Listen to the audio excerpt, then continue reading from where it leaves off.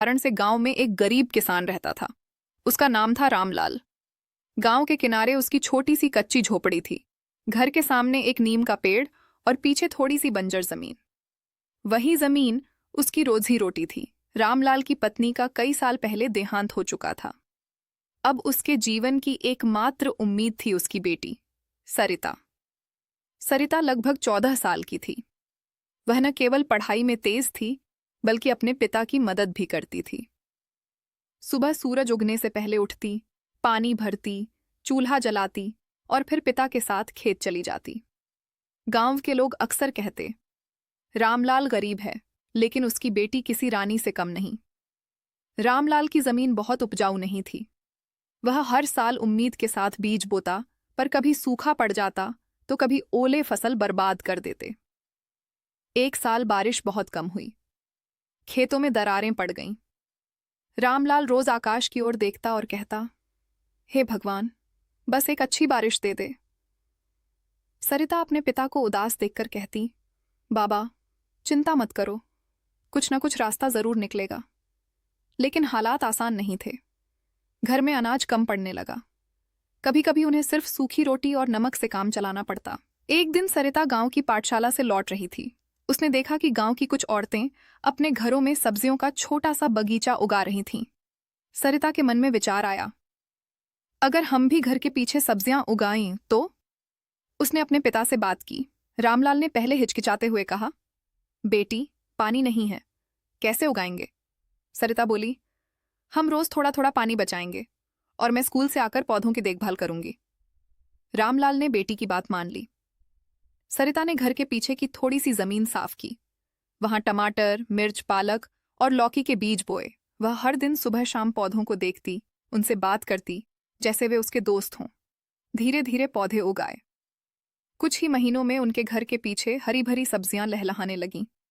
अब उनके घर में खाने की कमी नहीं थी। सरिता कुछ सब्जियां बाजार में बेचने भी लगी। थोड़े थोड़े पैसे जमा होने लगे। लेकिन किस्मत अभी पूरी तरह मेहरबान नहीं हुई थी। उसी साल गांव में कीड़ों का हमला हो गया। कई किसानों की फसल बर्बाद हो गई। रामलाल भी परेशान था। सरिता ने स्कूल में विज्ञान की किताब में पढ़ा था कि नीम और गोमूत्र से प्राकृतिक कीटनाशक बनाया जा सकता है। उसने घर में वही प्रयोग किया। नीम की पत्तियां उबालकर घोल तैयार किया और खेत में छिड़काव किया। कुछ दिनों में असर दिखने लगा। रामलाल की फसल बच गई। गांव के लोग हैरान थे। ये उपाय किसने बताया? रामलाल गर्व से बोला, मेरी बेटी ने। अब गांव के किसान भी सरिता से सलाह लेने लगे। वह सबको प्राकृतिक खेती के तरीके समझाती। धीरे धीरे गांव में बदलाव आने लगा। लोग रासायनिक दवाओं की जगह प्राकृतिक उपाय अपनाने लगे। गांव की फसल पहले से बेहतर होने लगी। गांव में एक साहूकार था, हरिराम।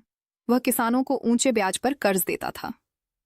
जब उसे पता चला कि रामलाल की हालत सुधर रही है तो वह जलने लगा।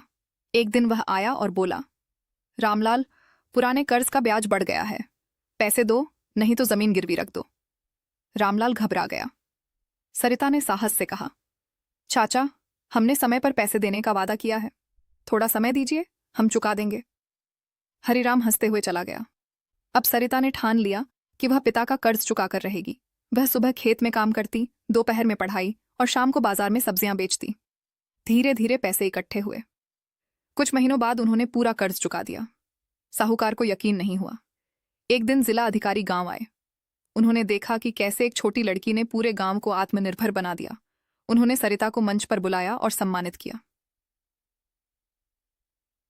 बेटी, तुमने साबित किया है कि शिक्षा और हिम्मत से कोई भी मुश्किल बड़ी नहीं होती। रामलाल की आंखों में आंसू थे। सरिता को आगे की पढ़ाई के लिए छात्रवृत्ति मिली। वह कृषि विज्ञान पढ़ना चाहती थी ताकि किसानों की मदद कर सके। रामलाल ने कहा, बेटी, तू पढ़ लिखकर बड़ी अफसर बनना। सरिता मुस्कुराई, मैं अफसर नहीं, किसानों की साथी बनना चाहती हूं। कुछ साल बीते। सरिता पढ़ लिखकर गांव लौटी। उसने गांव में एक प्रशिक्षण केंद्र खोला, जहां किसानों को नई तकनीक और प्राकृतिक खेती सिखाई जाती थी। अब गांव खुशहाल था। रामलाल गर्व से कहता, मेरी बेटी ने हमारी किस्मत बदल दी।